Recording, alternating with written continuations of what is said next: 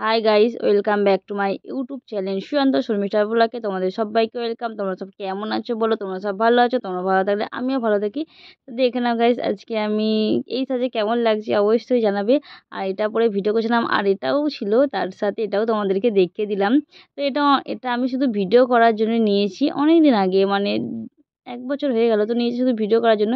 তার সাথে একটু মানে তোমাদেরকে একটু দেখতে দিলাম, করে দেখতে দিলাম। তো বলো সবাই, তো প্রথম থেকে শেষ পর্যন্ত ভিডিও দেখবে, কেউ স্কিপ করবে না। আর এটা হলো আমার বিয়ের, ঠিক আছে?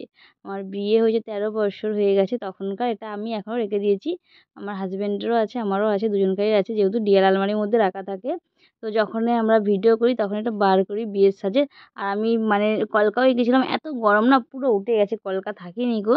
আর একটা ছিল আমার যে একটা নথ ছিল এরম ধরে চেন টানা, তো এই নথটা পরে আমি মাঝে সাঝেই ভিডিও করতাম। ওটা এখন কোথায় রেখেছি আমি খুঁজেই পাচ্ছি না। তো একদিনকে আমি আলমারি গুছালাম, ওটা খুঁজলাম কিন্তু আমি পাইনি গো। তো এতই খারাপ লাগলো, তোমাদের বলে বোঝাতে পারছি না বন্ধুরা। তো চলো, তারপরে দেখো এত গরম, তার সাথে এখন রান্না করতে হবে।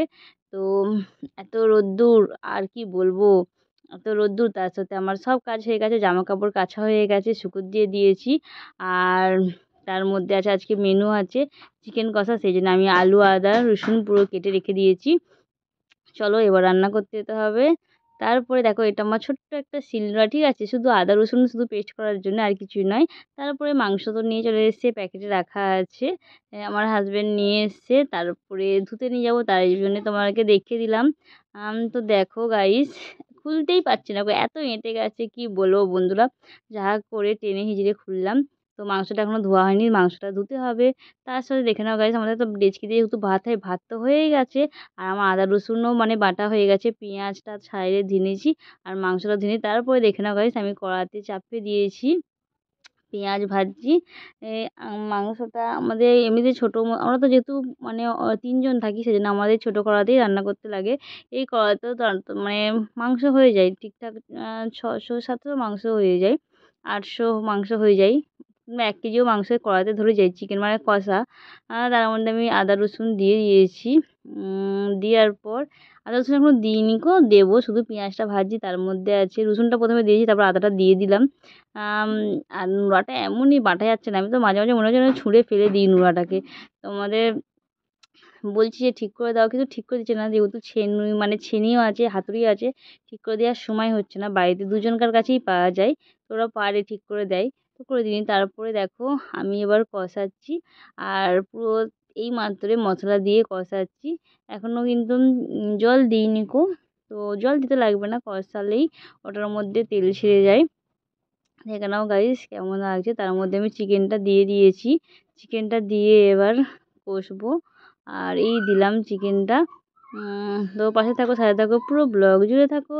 আর যারা আমার নতুন বন্ধু আমার ভিডিও দেখছো, আমার ভিডিও দেখে একটা সুন্দর করে লাইক আর একটা সুন্দর করে কমিউনিটিতে একটা লেটার দিয়ে যেও, ঠিক আছে?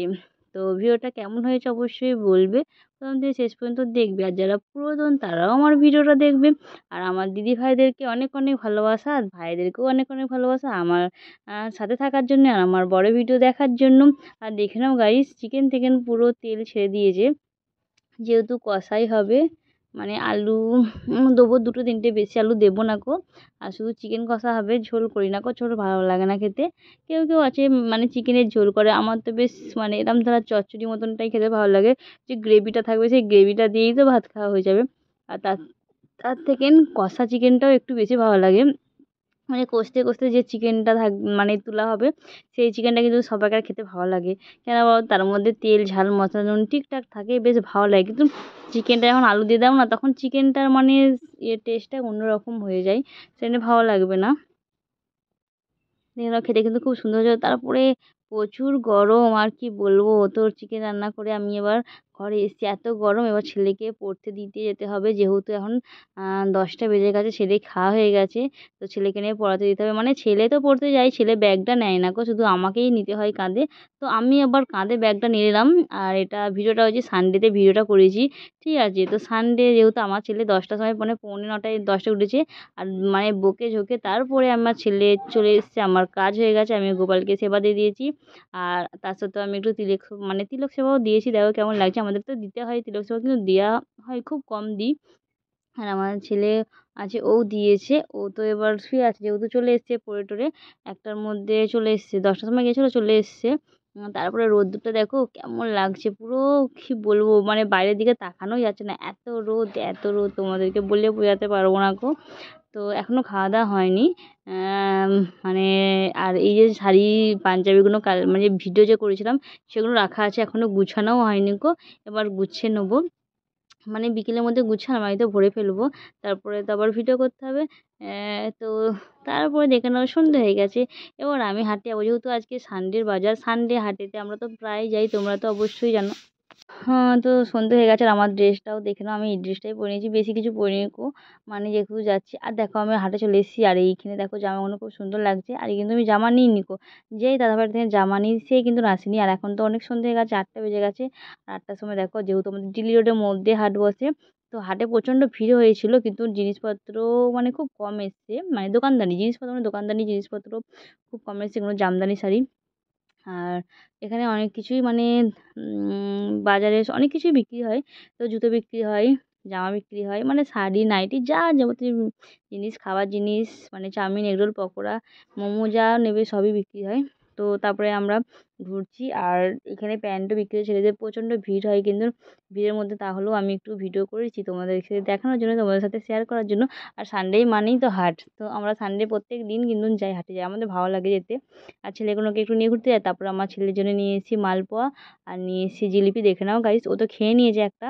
আর গোপালের জন্য নিয়ে এসেছি, আর ছেলে মেয়েটার জন্য নিয়ে এসেছি। আর নিয়ে এসেছিলাম ঘুগনি, এই ছিল। আর ছেলেটার জন্য দুটো জামা নিয়ে এসেছি, আর কিছু নিইনি কো। আর যার থেকে জামা নিয়েছে দাদাভাইটা আসেনি কো। আর এই দুটো গেঞ্জি নিয়ে এসেছি, আর গেঞ্জিগুলো খুলে দেখানো হলো না। তো কেমন হয়েছে জিনিস, মানে কেমন লাগলো ভিডিওটা অবশ্যই জানাবে, মানে ভিডিওটা কেমন হয়েছে অবশ্যই বলবে প্রথম থেকে শেষ পর্যন্ত দেখে, আর কেউ স্কিপ করবো না ভিডিওটা। আর তো যেহেতু রাত হয়ে গেছে, চলো রান্না করতে হবে। তারপরে দেখো আজকে হলো সোমবার, আজকে দেখো এত রোদ দিয়েছে তোমাদেরকে বলে বোঝাতে পারবো না। আর আমি যাবো আমার ছেলেকে পড়তে দিয়ে আসতে।